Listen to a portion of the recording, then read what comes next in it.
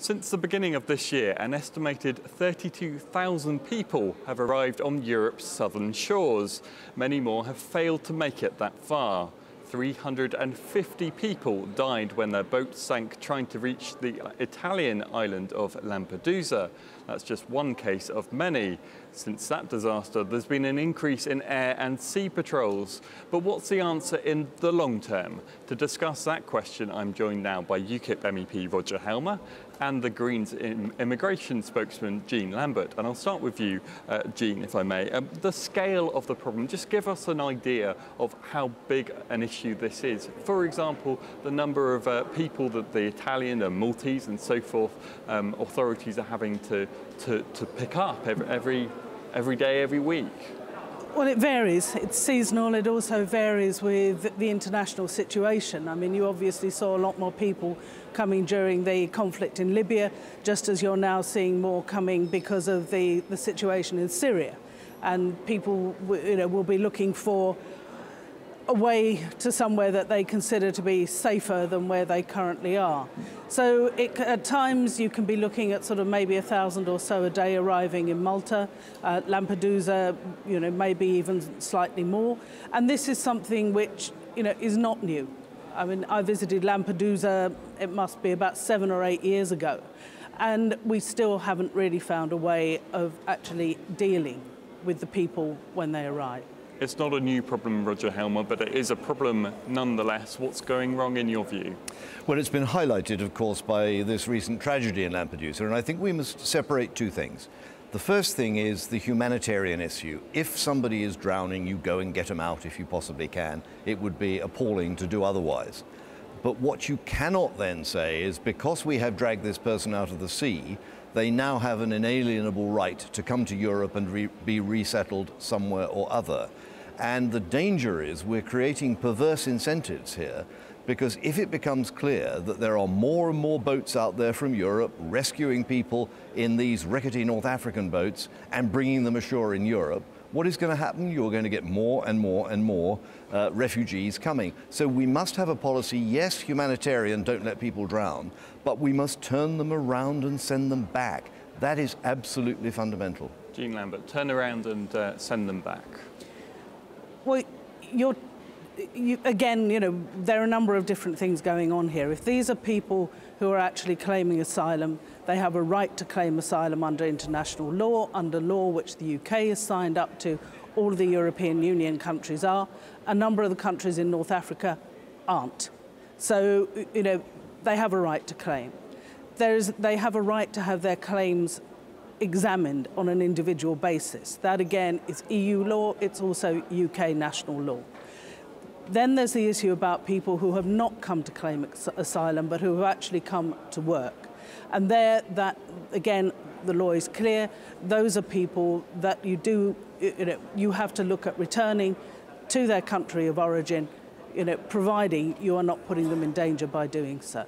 So it is a very complicated issue. This idea of increased border controls that seems to be taking place over the last few weeks, is that a sustainable solution, given what Roger Helmer is saying, is that it could actually lead to more people being picked up by European boats, could lead to more problems? Well, I think if more people are being picked up by boat, then that's a vast improvement on leaving them to drown, which has also happened in the past. Part of that is because, for example, Italian law criminalises people. Fishermen are really nervous that they will be criminalised because they have picked up people in distress at sea. Yes, by all means, we should be doing that, but it's not the primary purpose. That's humanitarian rescue. If what you actually want to be doing is more in the way of border controls, then, frankly, I think there are better ways to do it than actually having drones circulating around the Mediterranean. I mean, we have a responsibility, surely, don't we, Roger Helmer, not just on the humanitarian front, but on that issue that Jean Lambert's talking about there of people being able to seek asylum in Europe. Well, I think the asylum system and the asylum laws were created in days when the numbers were nothing like they are now.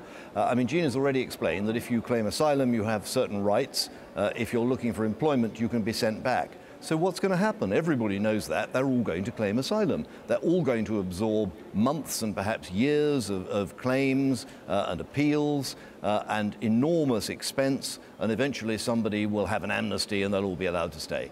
I don't think that the laws we have on asylum actually are fit for purpose in the 21st century, because the numbers are becoming enormous, and of course they all claim asylum, and of course many of them come from places where life is very difficult. And I'm sorry about that, but we can't solve it ourselves. Okay, answer that point then, Well, Gina. We're going to end up with unsustainable numbers of people coming to Europe. Well, that depends what happens in terms of the world situation, both economically and in terms of conflict.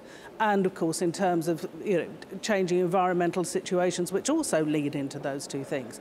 But in terms of what is happening at the moment, I mean, I have visited a number of reception centres at Europe's borders and within the European Union. It's very clear there when you meet a lot of the people there. A number of them are absolutely clear. What they want to do is they want to come, they want to work. They're not claiming asylum. Even some of them who could claim don't. So there are those who are absolutely clear that's what they want. And what they want is an opportunity which they feel is fair and open to them to be able to have that possibility. Okay. That's very different from those who are claiming asylum because, because of what they have, the way in which they have been attacked and are persecuted in their country of origin. Okay, we'll have to move on slightly from that point, because I want to ask you about this idea of surveillance. The European Parliament recently backed a migrant surveillance system, if I can call it that. They call it Eurosur. It sounds like some kind of dinosaur, but it's not. It's about it's a surveillance system. Is that going to help, Jean Lambert, first of all?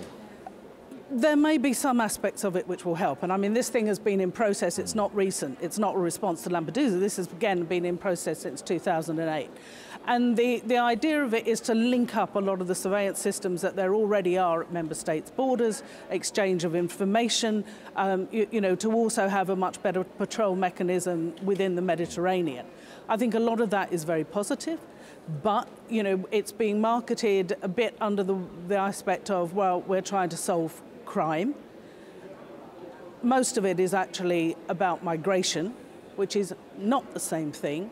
I think there are better ways of dealing with migration. There are probably better ways of dealing with crime. I mean, would you accept, Roger Helmer, that there's a need for Europe to play a role in this, coordinating, as this Eurosur idea is, coordinating the different efforts of different countries? I would very much like to see the European Union making more effort to control immigration flows in the Mediterranean, and indeed from Eastern Europe. But when I say that, I would stand back as a British Eurosceptic and say, my party wants Britain out of the European Union. We don't want to be part of Schengen. We want Britain to have proper immigration controls. Now, Britain doesn't at the moment, but we need them. Okay, all right. Well, accepting that, that point, if that was the case, wouldn't Britain still need to take part in kind of a cross-border Europe-wide system? There might well be opportunities for police cooperation or border force cooperation. We in UKIP have nothing against cooperation with other countries. Our problem is being governed by foreign institutions. And this issue, as things stand, obviously Britain is a member of the European Union. Do we need to work with perhaps our African neighbouring countries as well as the European countries to find some kind of solution to this? Well, I mean, this is a role that I'd be happy for Europe to perform. There is a case for working in those countries to control refugee flows within North African countries and possibly to assist in developing those countries so they are more attractive for people to stay in and people don't feel the need to go. But those are long-term objectives. They're not going to deliver a short-term answer. Jean Lambert, we're going to have to wrap up very briefly, but what should Europe do about this problem? What do you want to see happen now? Well, I want to see Europe support the United Nations working more in Libya and bringing them, into a decent system. I also want to see the European Union actually sorting out the issue of rescue at sea and who then takes responsibility for the people rescued. This has been dragging on for years. We are seeing a lot of crocodile tears at the moment about Lampedusa in the recent weeks. That is something that they could be doing immediately to at least give people a chance of living long enough to find out what then happens to them. Okay, well, it's a very difficult issue to solve, but we're going to have to leave it there. Thanks ever so much, both of you, for joining me.